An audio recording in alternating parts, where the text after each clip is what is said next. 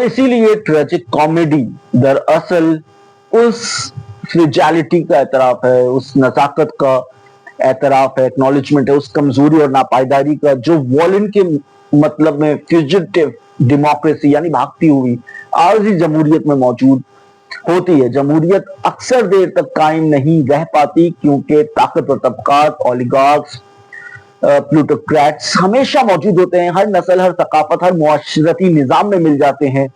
Communist निजामों में भी अपने ओलिगार्क्स होते हैं, अपनी पार्टी इलीट होती है जिनकी मजदूरों से जवाबदेही नहीं होती। सरमायादाराना निजाम में इजारादार कंपनियां, ऑग्लिपोलिस, वॉल स्ट्रीट, इन सबकी आम लोगों के सामने जवाबदेही बहुत कम है। हद तक कि मुंतखब नुमाइंदों के साथ उनका ताल्लुक भी अक्सर ताकत के गैर मुतवाज़िन रिश्ते में बदल जाता है। हमने ये सब 2008 में देखा। वॉल स्ट्रीट को खरबों डॉलर की बेल आउट मिली, जबकि घरों से बेदखल होने वाले हजारों लोग तकरीबन कुछ भी नहीं पा सके। इतनी इनसाइडर ट्रेडिंग, मार्केट में हेराफेरी, धोखेबाजी और जालिमाना कर्जों के बावजूद एक भी वॉल स्ट्रीट एग्जीक्यूटिव जेल नहीं गया। लेकिन इससे एक बात बिल्कुल वाज़ेह हो जाती है कि चाहे निजाम सरमायादाराना हो, सोशलिस्ट हो या कम्युनिस्ट, हर जगह ऊपर वही ओलिगार्क्स और प्लूटोक्रेट्स बैठे होते हैं और ऊपर का तबका हमेशा जवाबदेही से आजाद रहता है।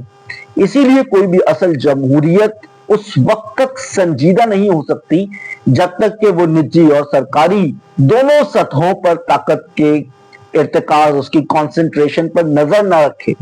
और यही वजह है कि जमहूरियत एक तरह की ट्रैजिक कॉमेडी बन जाती है, क्योंकि वो ज्यादातर अपने आप को बरकरार नहीं रख पाती, सस्टेन नहीं कर पाती। और मेरे भाई, इसमें एक तरह की सख्त तलखी, एक गहरी संजीदगी भी शामिल है, ग्रिमनेस इसके अंदर शामिल है। और जमहूरियत सिर्फ इस बात का नाम नहीं है कि आप वोट डालने चले जाएं, ठीक है। यानी जमहूरियत का एक पूरा सफर है, एक पूरी जर्नी है, मुसलसल गुफ्तगू, राय का मुसलसल इजहार, जो सिर्फ पोलिंग स्टेशन तक महदूद नहीं रहता। इसमें वाज़े एहतजाज भी शामिल होते हैं, समाजी तहरीकें भी, और साथ ही साथ फनून लतीफा का पूरा जहान भी। तो जमहूरियत महज एक निजाम नहीं, एक तरीका जिंदगी है, एक तर्ज वजूद।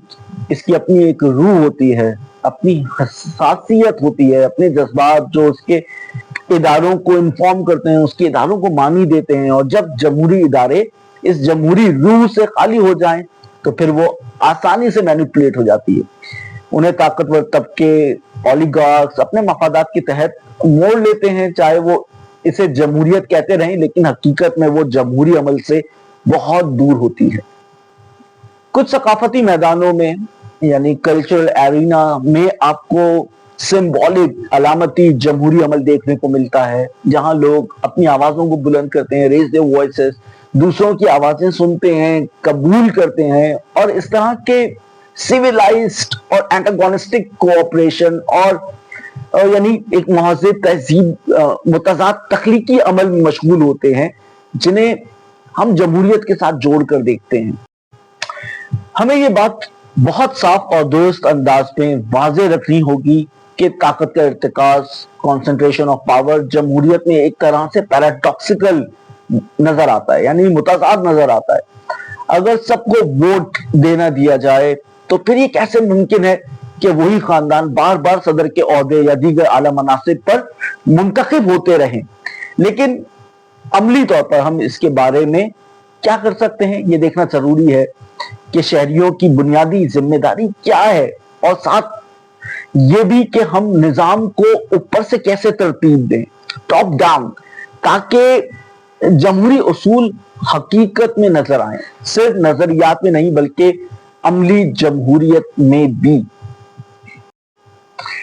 देखो, बहुत कुछ हमारी तालीम और तरबियत, हमारी एजुकेशन और कल्टीवेशन के तरीकों से जुड़ा हुआ है, क्योंकि जब हम इंतखाबात की बात करते हैं, कैंडिडेसी की बात करते हैं, तो हमें इंतखाबात के पस मंजर के हालात पर भी गौर करना पड़ता है, उसके बैकग्राउंड कंडीशंस के ऊपर भी, क्योंकि एक सियासतदान वरना बजाते खुद इस बात का मतलब है कि आपको बहुत बड़ी रकम की जरूरत होगी।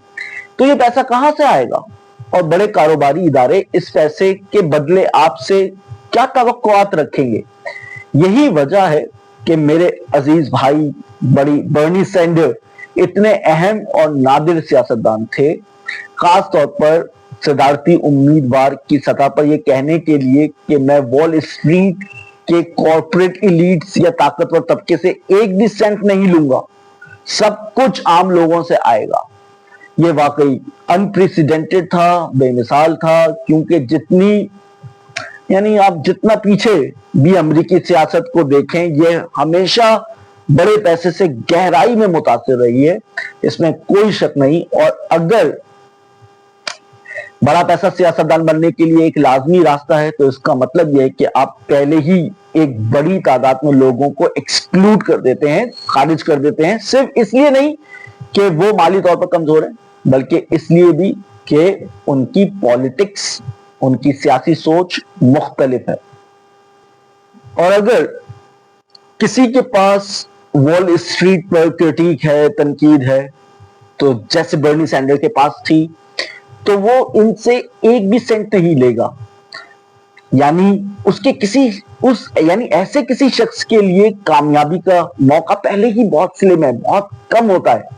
उसने एक नाकाबिले यकीन कोशिश की, बर्नी सैंडर ने, कि अमेरिकी इंतखाबात के पस मंजर के हालात, बैकग्राउंड कंडीशंस पर भी नजर रखी जाए, ना कि सिर्फ इंतखाबात पर ध्यान दिया जाए। और चूंकि वो पस मंजर के हालात पर, बैकग्राउंड कंडीशंस पर नजर रखता था, इसलिए उसके पास लाजमी था कि वो कॉर्पोरेट एलिट्स की तनकीद करे, जो बिग मनी डोनर हैं, बड़े पैसे देने वालों की तनकीद करे, और उनकी भी तनकीद करे जिन्हें ऑक्युपायर मूवमेंट ने 1% कहा। और इसी वजह से वो बहुत मुश्किलात में भी पड़ गया, यानी बर्नी सैंडर की बात कर रहा हूं। और दोस्तों, हमें ये बात तस्लीम करनी होगी कि हम इंसान बतौर एक स्पीसीज कितने ज्यादा अनापरस्त और कबाइली हैं। यही नुक्ता ईओ विल्सन ने अपनी एक किताब द मीनिंग ऑफ एग्जिस्टेंस में बयान किया, जो उनके कैरियर इनकैप्सुलेटिंग एक किताब है। जब मैंने वो किताब पढ़ी तो सोचा, देखते हैं कि ये अजीम सोशल बायोलॉजिस्ट चूंटियों और दीगर मज़ाहिर का मुताला करने के बाद क्या कहता है। और उन्होंने कहा, देखो, असल मामला यही है कि हम अपनी नौ की, अपनी स्पीसीज की फैली हुई इकोटिज्म, अनापरस्ती और ट्राइबलिज्म, कबाइलियत को अबूर करने की कोशिश हमें करनी होगी, खास तौर पर उन एंजाइटीज और फियर्स के तनाजुर में जो हम महसूस करते हैं। और मैं मानता हूं वो बिल्कुल दुरुस्त कह रहे हैं। और इस तरह की कंसर्न्स ये कोशिश करती हैं कि हमें अनानियत और कबाइलियत, ईगोइज्म और ट्राइबलिज्म से आगे ले जाएं। वही जो जमहूरियतें हमें करने की तरगीब देती हैं, यही काम यूनानी कर रहे थे। आपके पास पहले कबाइली शनाख्त थी, अब आपको इस जमहूरी शनाख्त से बांधा जा रहा है, जो आपकी कबाइली शनाख्त से आगे जाती है और आपको किसी ऐसी चीज के साथ वफादारी कायम करने, एलिजियंस कायम करने पर मजबूर करती है जो आपकी कबाइल, आपके कबीले से बड़ी है और आम लोगों से ताल्लुक रखती है। जाहिर जमाने में गुलामी भी थी, घरेलू निजाम भी मौजूद था और जुल्म तसल्लुत की बदसूरत शक्लें भी मौजूद थी, लेकिन साथ ही वहां एक बहुत ही रिच डेमोक्रेटिक सिस्टम के आसार भी नजर आते हैं। और हमें कोई भी जमहूरियत ऐसी नहीं मिली जो किसी ना किसी जुल्म या तसल्लुत की शक्ल के बगैर बनी हो। ज्यादातर जमहूरियतें साम्राज्य जमहूरियतें हैं या पैट्रियार्कल तर्ज की जमहूरियतें थी। जदीद दुनिया में अक्सर जमहूरियतें रेसिस्ट तासुब पर मबनी रही है, यानी नस्ली तासुब पर मबनी रही है। मगर जमहूरियत के पास ये सलाहियत है कि वो अपनी नस्ली जिन्स की बुनियाद पर होने वाले तसल्लुत की तरीकों पर बात करे और लोगों को अपनी तकदीर खुद तय करने का हक दे। यानी जमहूरियत के अंदर सेल्फ करेक्टिंग, खुद को दुरुस्त करने की सलाहियत मौजूद है, कैपेसिटी मौजूद है।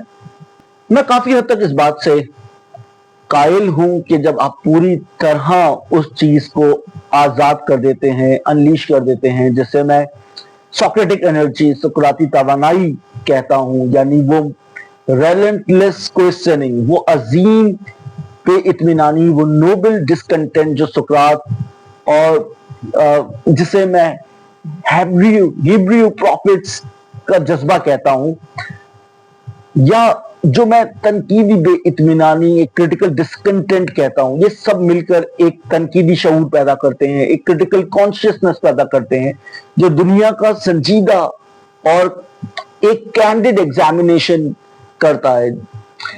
اب اگر ہم اس کو سماجی دنیا میں لے جائیں اور اس کے تناظر میں دیکھیں تو اس کا مطلب یہ ہے کہ آپ کو بہت سے دکھ اور المیے سے سامنا کرنا پڑے گا، آپ کو مختلف فارمز آف ریزسٹنس، مزاحمت کی مختلف شکلوں اور تنقید کی مختلف شکلوں کے ساتھ سمجھوتا کرنا پڑے گا۔